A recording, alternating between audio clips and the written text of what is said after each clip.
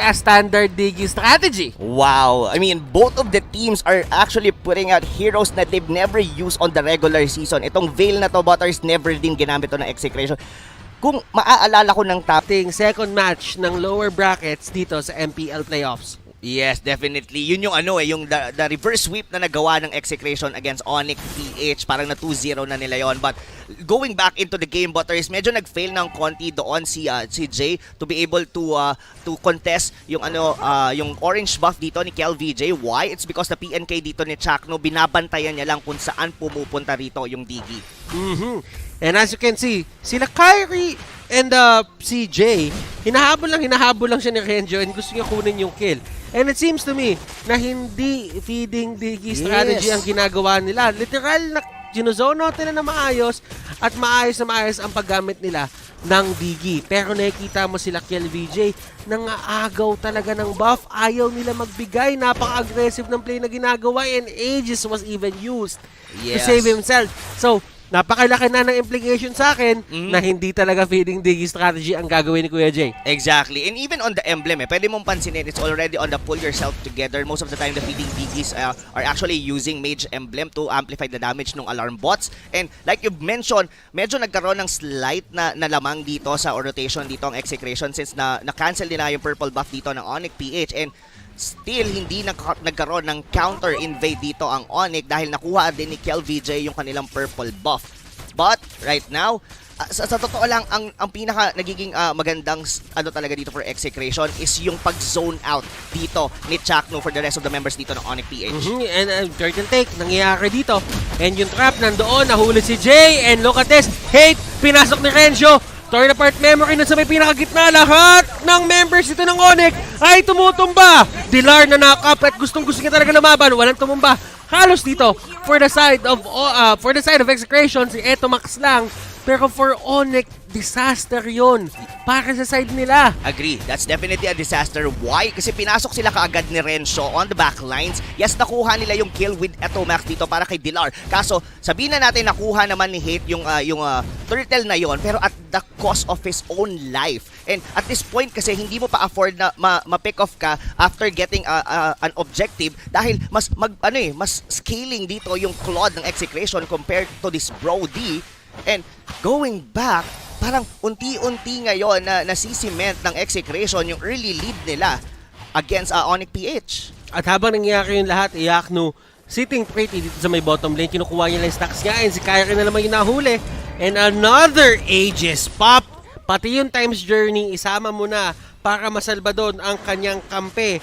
Ang ginagawa na dito ngayon ng side ng ONIC, ginagamit na nila yung resources nila para hindi na ganun kahapde ang nangyayaring pagdudugo sa kanilang ekonomiya.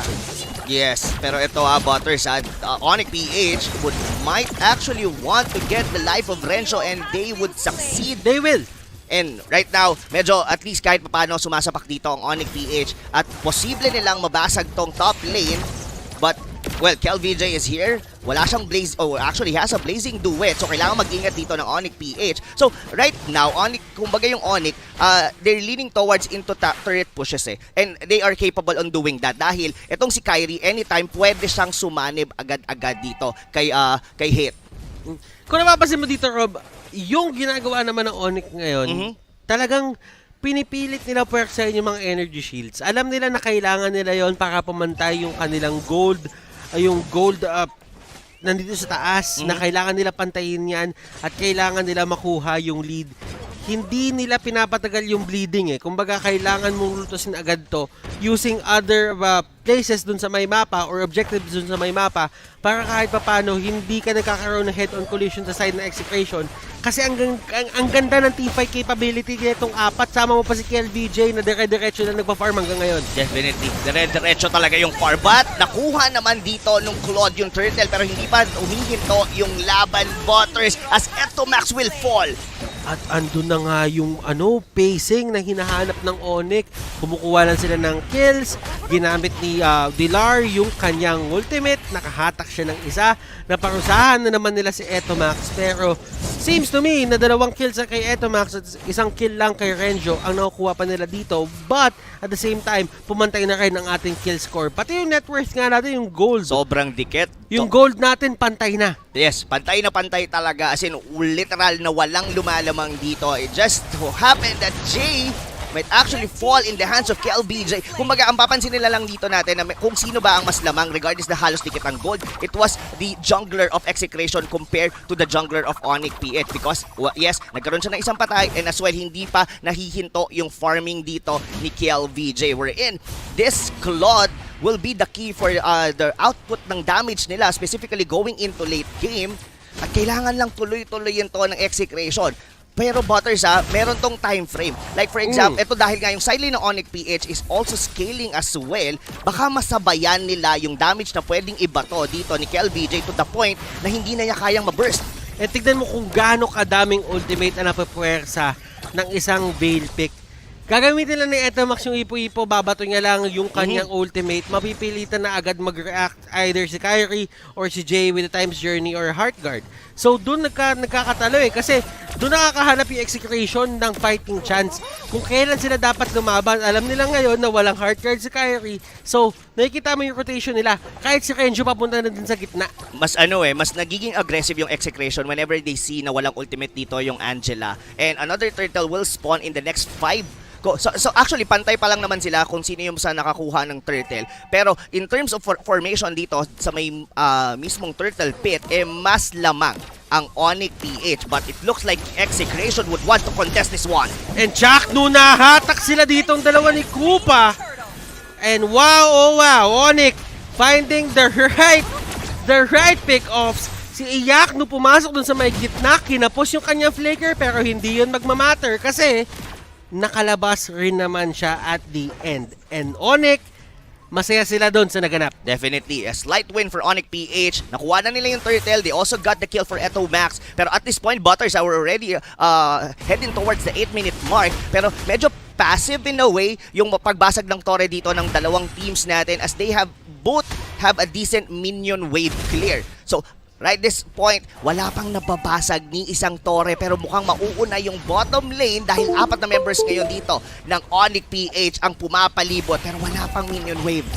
And that is because they really just want to control yung jungle dito sa may baba. Alam nila na kailangan talaga nila lumaban because yung Execration, nasa side nila yung oras Pag mas matagal yung game, mas nagiging maganda yung galawan para sa kanila. And Dilar, humatak and kinuha niya lang yung lifesteal. Yes, sumanib sa kanya si Kyrie and enough na yon para mabuhay siya and be able to sustain the damage output na gustong ibato sa kanya ng Execration. And this would definitely happen going into late game. Parang pwede mong sabihin na yung magiging main tank ng ONIC-PH dito would be Dilar.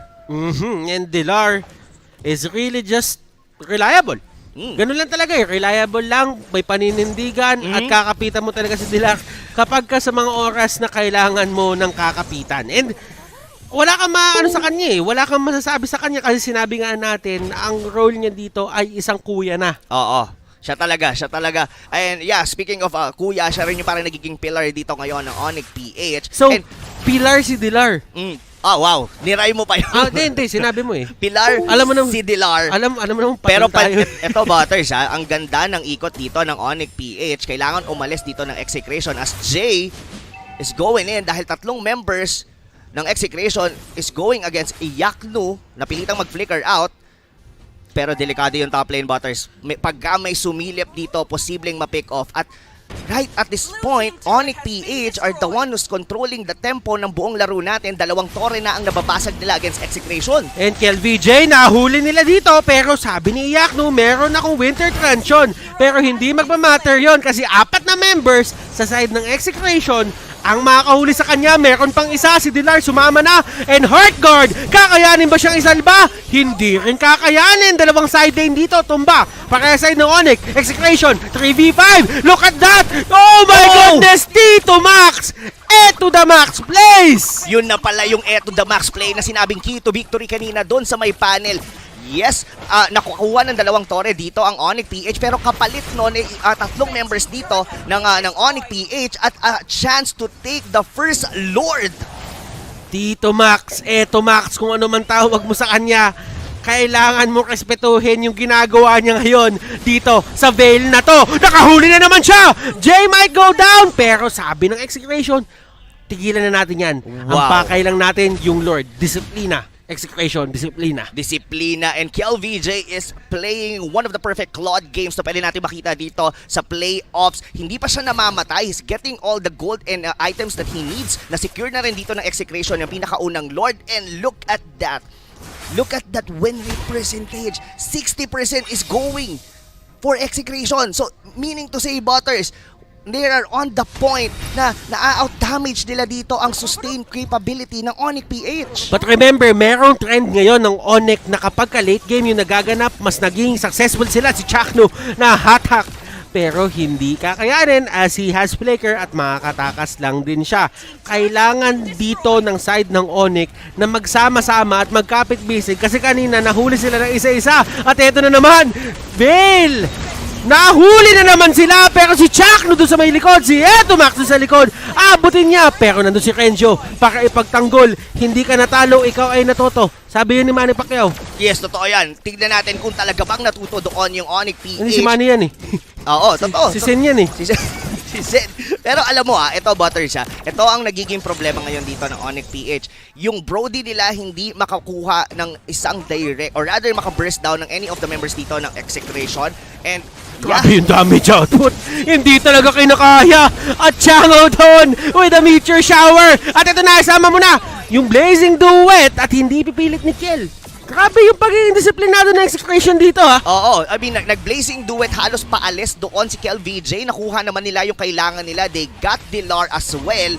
Yes, naging trade doon si Renzo pero naubos nila lahat ng mga outer turrets dito ng ONIC-PH. And at this point, wala pa tayo doon sa part na sobrang nag-scale na yung dalawang side lane dito ng ONIC, and we all know that KLVJ getting all the items, kayang-kaya, even just simply a Blazing Duet, kaya niya nang tunawin dito yung mga side lane ng ONIC-PH. Look at that, he already has a DHS, Golden Staff at Brute Force Plate. Pwede na siya, confident nang pumasok dito si The King, even on the backlines dito ng ONIC-PH. So for the side of ONIC, ano ba ang kailangan nilang gawin? Key to victory na binigay sa kanila ng panel, elongate the match. Patagalin. Kailangan nila patagalin yung match ngayon kasi automatically nakikita mo na Execration talagang laban-laban na sila. And Execration milestones, yung ONIC din may milestone kanina, ang dami nilang milestone. Ang dami nilang sana all na-break ng mga records dito for our MPL. Pero Butters, hindi pa rin natin pwedeng i-out dito ang side ng ONIC-PH dahil nakapag-build na ng antique carriers dito si Ruby, wherein kaya niyang i-tank ng bahagya dito yung damage output ni KLVJ. Kung titignan mo yung gold, this is what? Roughly 3,000 in lead regardless na nagkabasag-basag na yung kanilang mga torre. So yeah, elongate. The question is, tatagal pa ba sila as Execration is doing a great job in terms of getting all the resources. Kung papansinin mo nga si Renzo sa may top lane, fini-freeze niya na yon dahil ayaw niya nang magkaroon pa ng gold, ng items ang mga members dito ng ONIC. This is the way to go. Kumbaga, yun na nga lang yung inaasahan nila, yung pagpasok ng mga minions para makakuha sila ng gold. Babawasan mo pa yung isang lane na hindi siya makaabot doon sa side na yon. That is a huge blow to the economy na meron dito yung side ng ONIC. Pero sabi nila, Kelra, sige lang, eto Max, kontrolin mo lang sila. Ang gagawin natin, pagka-ultimate nyo, o pagka-ultimate mo, babato ako meteor shower. Tignan natin kung makakapag-burst down tayo ng isang tao. Pero alam mo, sabi ni Iakno, sige, tapos na ako dito. Kaya ko nang lumabas. Kaya ko na mag-isa. Yes, kayang-kaya. Kung iisipin mo nga, tatlong members ng ONIC, ay rather ng Execration lang yung tumapat doon sa may ONIC kasi nakahiwalay si Renzo. Even KLVJ wasn't on the vicinity. Pwede lang naman siya mag-BMI. Pero, wow! This is it.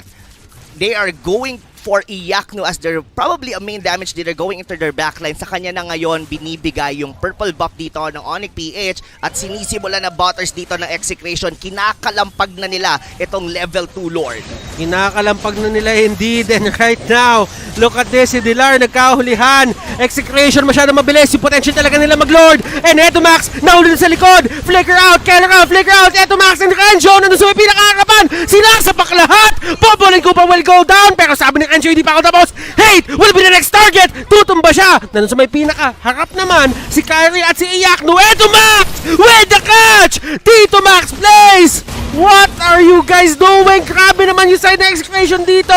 And Iyakno, buhay pa rin. KLVJ with enough damage at Renjo, KLVJ connection. Sabay pumasok, ladies and gentlemen, ng execution. And right now, they are just putting up a show. Definitely putting up a show na force agad yung times journey doon ni Jay just by simply with the knockups dito na manggagaling from the Pakito. So pinasok sa likod nila Iyakno and ni Kyrie yung mga squishy members dito na execration, but Tito Max or Eto Max, he was kiting all along, just putting out all the tornadoes. And mind you, Butters, hindi pa nasasagot ng ONIC-PH dito yung Lord na nasecure ng execration. And tignan mo yung gamit ni Eto Max dito, may fleeting time siya.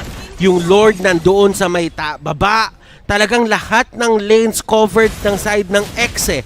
ONIC, sila yung nagkakaproblema kasi hindi nila masolusyonan itong backline, yung backline problem with the side of execution. Chang Ovale, ang sakit niyan. Sobrang sakit talaga. And I like the itemization dito na ginawa ni Eto Max. Nagpalit siya ng boots, nag-rapid siya dahil alam niya na siya yung isa sa mga pinapasok dito ng ONIC-PH. He would want to kite everyone para sa side dito ng ONIC, pero it's look like Dilar, gusto na nilang lumabas. Ayaw na nilang maghintay pa ng dilubyo na binabato sa kanila dito ng execution. Dalawang base turrets na ang nawawala para dito sa ONIC. It's time for them to make something on this game or else hihintayin lang ng execration na mag-respawn ng susunod na Lord and probably finish the game from there. At eto nahuli nila si Eto Max. That is a step in the right direction. Kung ikaw yung side ng ONIC, mas gusto mo yung mga ganyang play na huwag mong bibigyan ng buff, kontrolin mo yung mapa, and ginamit nila yung retribution to steal that orange, and ayaw mo din bigay kay KLVJ yun kasi right now, si KLVJ ang dami ng item Any kind of help or resource na makakatulong pa sa kanya magdagdag ng damage, i-deny mo na dapat sa kanya yon. Oo, totoo yun, Butters. And wow, even Kel right now has a necklace of Durance. So, totally negated ngayon, at least by 50% dito yung mga regeneration. Both Iyakno, naging successful kanina si Iyakno sa pagpasok sa likod. Hinabol lang niya ng hinabol dito sila Kelra. Pero right at this point, Butters, execration, they are the one commanding this game. And Dilar nasa gitna And na Dilar nakahuli ng apat! Iyakno, ladies and gentlemen, going in! Renjo takes him down! At eto, takbuhan na KLBJ, ginamit yung BMI at si Renjo, lalaban pa ba? Grabe yung mga initiation na ginagawa nila sa isa't isa, para nagbabatuhan sila ng sapak. Oo, and it's time. It's a 2-for-1 exchange. ONIC-PH gets a good trade and they would want to force this one, Butters. Walang blazing duet ngayon dito. Si KLVJ, muntikan pa doon si Dilar. Buti na lang saktong-saktong sumanib doon si Kyrie.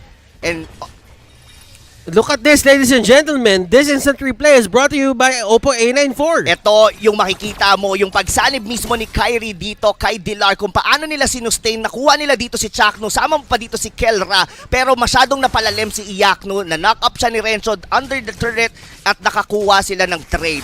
Pero at that point, napapansin mo, ONIC-PH, they have this capability na sumabay pa rin naman against execration in terms of gold. Kahit hindi na natin masyadong pansinin, that's only a 2,000 in difference. Ang pinakamahalagang tignan natin ngayon, mga kaibigan, is sino ba ang makakapag-secure ng susunod na Lord. For the past 2 Lords, it's all about execration. Will ONIC-PH make a difference sa pangatlo? They have to. Kailangan nila i-contest to ngayon. Kailangan nila makuha to ngayon. Bukas na ang kanilang base. Hindi nila afford na merong isang Lord na pumapasok doon sa may gitna at bubungguin yung kanilang base turret. Yes, kung papansinin mo, Butters, kinakalampag lang, sinusubukan lang dito ng ni KLVJ na kung magko-contest dito yung ONIC-PH, probably go for the heroes itself. Ngayon, gamit na yung times journey, Chakno, delikado. And alam ni Chakno na talagang siya yung magiging pinakamadaling target para kay Dilar. The only reason why kaya nandun pa rin siya sa harapan is to avoid na mahuli yung ibang teammates niya ng ultimate ni Dilar. Exactly, pero at this point, Butters, it looks like ONIC-PH might actually take the Lord, pero tinitignan pa rin to ng execration. 5v4 ang laban. Will execration get this one? At dikit-dikit pa rin sila. Heart guard doon. para na sa mga taong nasa harapan. Brody dito talagang ina-assist lang nila. Yung tutumba! Makukuha ni KLVJ! Makakatakas ba siya? Yun yung tanong. And Renjo, napakakunat. Walang pumipigil. At Renjo, humaharap talaga. Nag-alaksan, ladies and gentlemen. And literal na laban lang. Literal yung laban doon. Pero will that be enough? Yes, na-secure dito ng execration yung Lord. Pero at what extent? Tatlong members nila yung nawala doon or dalawa dahil nauna doon si Chaknu. Pero well, at least for ONIC-PH, this would definitely give them a breather room para kahit papano makapagdepensa sila dito sa Lord na paparating. And yes, in terms of itemization natin dito, look at that Brody, nag-full build na siya ng damage, kaya nakakapag-burst down na siya. And even Dilar is being able to sustain members dito ng execration. And yung Lord, ito na ngayon ang nagiging focus ng ONIC-PH. Kayang-kaya nilang depensahan to. Magre-respond na ngayon dito yung mga members dito ng execration. And I think, Butters, we are going back to square one. We are going back to square one indeed. Pero execration, hindi na square one to for them eh. Ito na yung final step. Kumbaga, depends na ng thesis to. Ito na yung kailangan nilang patunayan. Kailangan nilang nila pumasa kay prop. Yung prop na yon, yung base. Kailangan nila malagpasan pero si Hate ang naging target at si Hate ang tutumba. And saan nyo kukunin yung main damage output nyo? Iyak na lang dito. Siya na lang yung inaasahan. And this might be it. Execration. Nagmamarcha na sila. Ito na ata ang graduation. Nakapagdepensa na ata ng thesis. That might cost them the game, Butters, kasi wala pang times journey doon si Jay. Hindi niya kayang cancelin yung mga crowd control na pwedeng ibato doon ni Renjo. And wow, just by picking off yung Brody na yon, gave execration the first win para dito sa Best of 5 series against ONIC-PH. This winning moment is brought to you by Oppo A94 and E to Max. E to the Max Place. Key